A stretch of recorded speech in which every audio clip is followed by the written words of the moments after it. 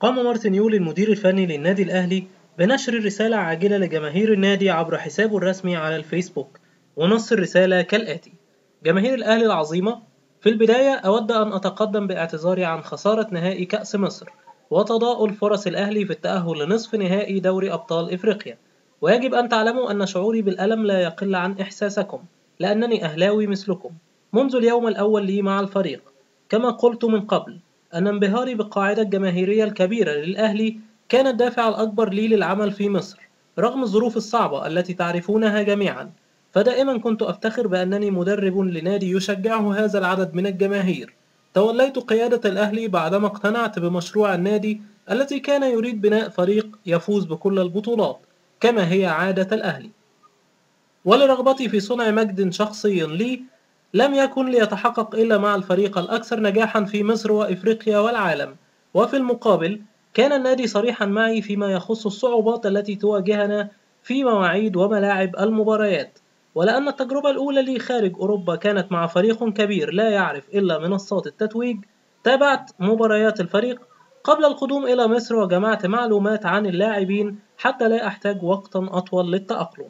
والحقيقة أن البداية كانت رائعة بالنسبة للفريق وللجماهير ولي. توجنا بالدوري وتأهلنا لمجموعات دوري الأبطال بعد غياب عامين، وكنا نسير على الطريق الصحيح حتى تعرضنا لظروف صعبة.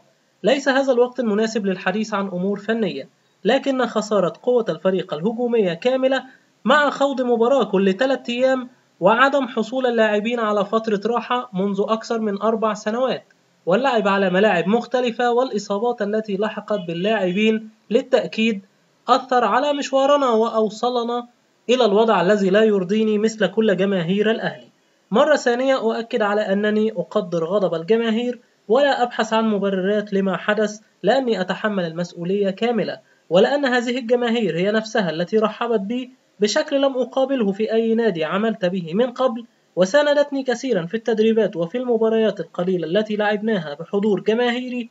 لقد شرفت بالعمل على منظومات احترافية في أعرق الدوريات الأوروبية، فضلا عن خبراتي العريضة في مجال كرة القدم التي أعشقها، لكني لم أرى مثل حب وعشق جماهير الأهلي لناديها.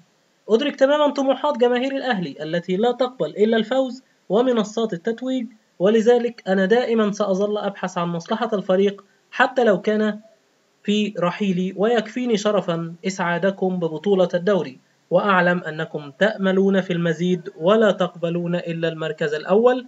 شكرا لكم جميعا. الأهلي فوق